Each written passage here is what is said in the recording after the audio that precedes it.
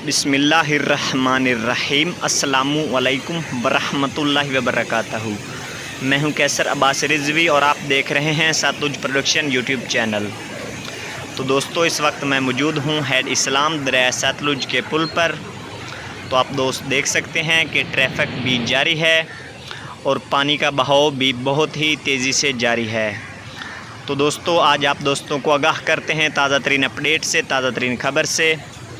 Head गंडा सिंह की update करते हैं दोस्तों, हेड सुलेमान की और हेड इस्लाम दरिया सतलुज की खबर से आप दोस्तों को आगाह करते हैं। तो दोस्तों, आज तारीख़ है 4 अगस्त 2022 और दोस्तों हेड गंडा सिंह की जो गेज है दोस्तों, आज की ताज़ा तरीन अपडेट है, ताज़ा तरीन खबर है दोस्तों।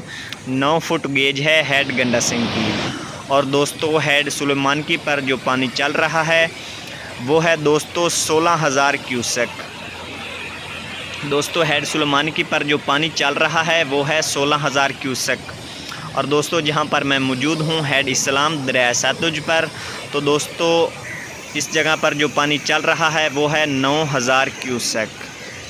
तो मैं मिलूँगा आपको नेक्स्ट वीडियो में, तब तक दीजिए मुझे इजाज़त। अल्लाह हाफिज़।